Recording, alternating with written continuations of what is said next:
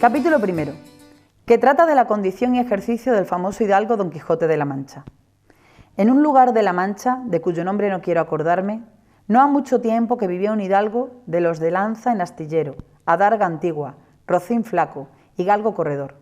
Una olla de algo más vaca que carnero, salpicón las más noches, duelos y quebrantos los sábados, lentejas los viernes, algún palomino de añadidura los domingos. Consumían las 3 partes de su hacienda.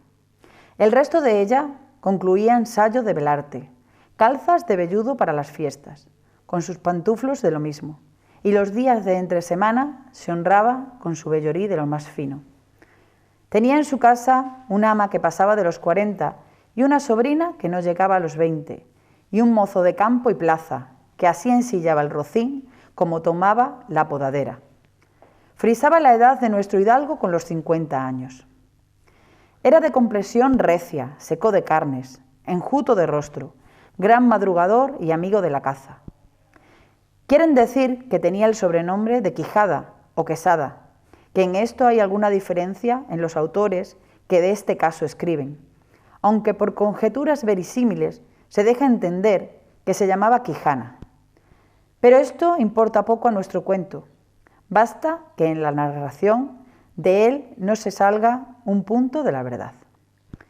Es pues de saber que este sobredicho hidalgo, los ratos que estaba ocioso, que eran los más del año, se daba a leer libros de caballerías, con tanta afición y gusto que olvidó casi de todo punto el ejercicio de la caza y aún la administración de su hacienda.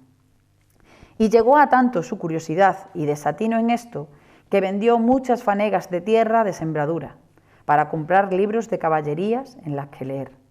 Y así llevó a su casa todos cuanto pudo haber de ellos, y de todos ninguno le parecían tan bien como los que compuso el famoso Feliciano de Silva, porque la claridad de su prosa y aquellas intrincadas razones suyas le parecían de perlas, y más cuando llegaba a leer aquellos requiebros y cartas de desafíos, donde en muchas partes hallaba escrito: la razón de la sin razón, que a mi razón se hace, de tal manera mi razón enflaquece, que con razón me quejo de la vuestra fermosura. Y también cuando leía: los altos cielos, que de vuestra divinidad, divinamente con las estrellas, os fortifican y os hacen merecedora del merecimiento que merece la vuestra grandeza. Con estas razones perdía el pobre caballero el juicio y desvelábase por entenderlas y desentrañarles el sentido, que no se lo sacara ni las entendiera el mismo Aristóteles, si resucitara para solo ello. No estaba muy bien con las heridas que don Belianís daba y recibía, porque se imaginaba que, por grandes maestros que lo hubieran curado, no dejaría de tener el rostro y todo el cuerpo lleno de cicatrices y señales. Pero, con todo, alababa en su autor aquel acabar su libro con la promesa de aquella inacabable aventura, y muchas veces le vino deseo de tomar la pluma y darle fin al pie de la letra, como allí se promete, y sin duda alguna lo hiciera, y aún saliera con ello, si otros mayores y continuos pensamientos no se lo estorbaran. Tuvo muchas veces competencia con el cura de su lugar, que era hombre docto, graduado en Cigüenza, sobre cuál había sido mejor caballero, Palmerín de Inglaterra o Amadís de Gaula, más maese Nicolás, barbero del mismo pueblo. Decía que ninguno llegaba al caballero del Febo, y que si alguno se le podía comparar era don Galaor, hermano de Amadís de Gaula, porque tenía muy acomodada condición para todo, que no era caballero melindroso, ni tan llorón como su hermano, y que en lo de la valentía no le iba en zaga. En resolución, él se enfrascó tanto en su lectura que se le pasaban las noches leyendo de claro en claro, y los días de turbio en turbio, y así, del poco dormir y del mucho leer, se le secó el cerebro de manera que vino a perder el juicio. Llenósele la fantasía de todo aquello que leía en los libros, así de encantamientos como de pendencias, batallas, desafíos, heridas y requiebros, amores, tormentas y disparantes imposibles, y asentósele de tal modo en la imaginación que era verdad toda aquella máquina de aquellas soñadas invenciones que leía, que para él no había otra historia más cierta en el mundo. Decía que el Cid Ruy Díaz había sido muy buen caballero, pero que no tenía que ver con el caballero de la ardiente espada, que de solo un revés había partido por medio a 2 fieros y descomunales gigantes. Mejor estaba con Bernardo de Carpio, porque en Roncesvalles había muerto a Roldán, el encantado valiéndose de la industria de Hércules, cuando ahogó a Anteo, el hijo de la tierra, entre los brazos. Decía mucho bien del gigante Morgante, porque con ser de aquella generación gigantea, que todos son soberbios y descomedidos, él solo era afable y bien criado. Pero, sobre todos, estaba bien con Reinaldo de Montalbán, y más cuando le veía salir de su castillo y robar cuantos topaba, y cuando en Allende robó aquel ídolo de Mahoma, que era todo de oro, según dice su historia. Diera él por dar una mano de coces al traidor de Galalón, al alma que tenía, y aun a su sobrina de añadidura. En efecto, rematado ya su juicio, vino a dar en el más extraño pensamiento que jamás dio loco en el mundo, y fue que le pareció convenible y necesario, así para el aumento de su honra como para el servicio de su república, hacerse caballero andante y irse por todo el mundo con sus armas y caballo a buscar las aventuras y a ejercitarse en todo aquello que él había leído, que los caballeros andantes se ejercitaban, deshaciendo todo género de agravio y poniéndose en ocasiones y peligros donde, acabándolos, cobrase eterno nombre y fama. Imaginábase el pobre ya coronado por el valor de su brazo, por lo menos del imperio de Trapisonda, y así, con estos tan agradables pensamientos, llevado del extraño gusto que en ellos sentía, se dio priesa a poner en efecto lo que deseaba. Y lo primero que hizo fue limpiar unas armas que habían sido de sus bisabuelos, que, tomadas de orín y llenas de mojo, luengos siglos había que estaban puestas y olvidadas en un rincón. Limpiólas y aderecerólas lo mejor que pudo, pero vio que tenían una gran falta, y era que no tenían celada de encaje, sino morrión simple. Más a esto suplió su industria, porque de cartones hizo un modo de medida celada que, encajada con el morrión, hacían una apariencia de celada entera.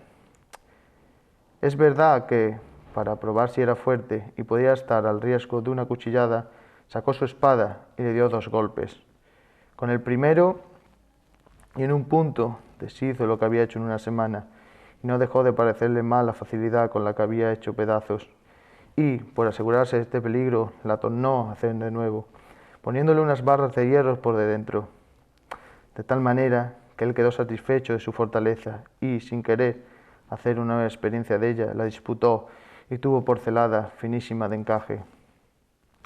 Fue luego a ver a su rocín, y aunque tenía más cuartos que un real y más tachas que el caballo de Gonela, que tantum spegit et osa fuit, le pareció que ni Bucéfalo de Alejandro, ni Babieca, el del Cid, con él se igualaban. 4 días se le pasaron en imaginar qué nombre le pondría, porque, según se decía él sí mismo, no era razón qué caballo de caballero tan famoso y tan bueno él, por si estuviese sin nombre conocido, y así procuraba acomodarse de manera que declarase quién había sido antes que fuese de caballero andante y lo que era entonces, pues estaba muy puesto en razón que, mudando su señor estado, mudase él también el nombre y le cobrase famoso y destruendo, como convenía a la nueva orden y al nuevo ejercicio que ya procesaba. Y así, después de muchos nombres que formó, borró y quitó, añadió, deshizo y tornó, a hacer en su memoria e imaginación, al fin le vino a llamar Rocinante, nombre, a su parecer, alto, sonoro y significativo de lo que había sido cuando fue Rocín, antes de lo que ahora era, que era antes y primero de todo los rocines del mundo. Puesto nombre y tan a su gusto a su caballo, quiso ponérsele a sí mismo, y en este pensamiento duró otros 8 días, y al cabo se vino a llamar Don Quijote, de donde, como queda dicho, tomaron ocasión los autores de esta tan verdadera historia que sin duda se debía de llamar Quijada y no Quesada, como otros quisieron decir.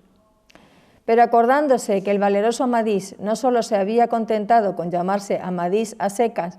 sino que añadió el nombre de su reino y patria por hacerla famosa y se llamó Amadís de Gaula. Así quiso, como buen caballero, añadir al suyo el nombre de la suya y llamarse Don Quijote de la Mancha, con que a su parecer declaraba muy al vivo su linaje y patria y la honraba con tomar el sobrenombre de ella. Limpias pues sus armas, echó del morrión celada, puesto nombre a su rocín y confirmándose a sí mismo, se dio a entender que no le faltaba otra cosa sino buscar una dama de quien enamorarse, porque el caballero andante sin amores era árbol sin hojas y sin fruto, y cuerpo sin alma. Decíase él: si yo, por malos de mis pecados, o por mi buena suerte, me encuentro por ahí con algún gigante, como de ordinario les acontece a los caballeros andantes, y le derribo de un encuentro, o le parto por mitad del cuerpo, o finalmente le venzo y le rindo, ¿no será bien tener a quien enviarle presentado y entre y se hinque de rodillas ante mi dulce señora y diga con voz humilde y rendida: yo, señora, soy el gigante Caraculiambro, señor de la ínsula Malindrania, a quien venció en singular batalla el jamás, como se debe alabado caballero Don Quijote de la Mancha, el cual me mandó que me presentase ante la vuestra merced, para que la vuestra grandeza disponga de mí a su talante. Oh, cómo se holgó nuestro buen caballero cuando hubo hecho este discurso, y más cuando halló a quien dar nombre a su dama. Y fue a lo que se cree que en lugar cerca del suyo había una moza labradora de muy buen parecer, de quien él un tiempo anduvo enamorado, aunque, según se entiende, ella jamás lo supo ni le dio cata de ello. Llamábase Aldonza Lorenzo, y a ésta le pareció ser bien darle título de señora de sus pensamientos, y buscándole nombre que no desdijese mucho del suyo y que tirase y se encaminase al de princesa y a gran señora, vino a llamarla Dulcinea del Toboso, porque era natural del Toboso, nombre a su parecer músico y peregrino y significativo, como todos los demás que a él y a sus cosas había puesto. Hechas pues estas prevenciones, no quiso aguardar más tiempo a poner en efecto su pensamiento, apretándole a ello la falta que él pensaba que hacía en el mundo su tardanza. Según eran los agravios que pensaba deshacer, tuertos que enderezar, sin razones que enmendrar y abusos que mejorar y deudas que satisfacer.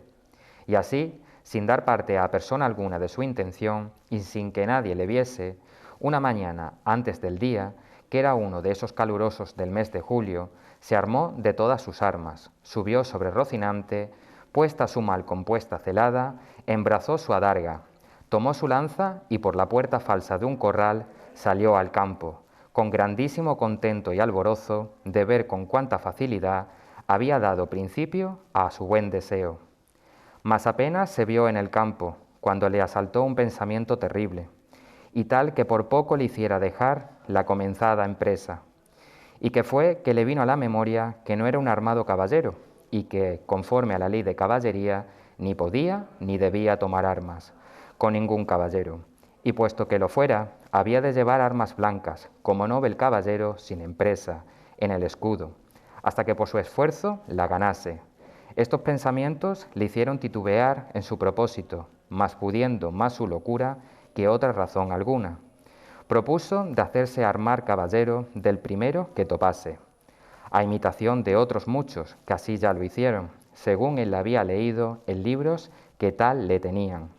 En lo de las armas blancas pensaba limpiarlas de manera, entendiendo lugar, que lo fuesen más que un armiño, y con éste se quietó, y prosiguió su camino, sin llevar otro aquel que su caballo quería, creyendo que en aquello consistía la fuerza de las aventuras. Yendo pues, caminando nuestro flamante aventurero, iba hablando consigo mismo y diciendo: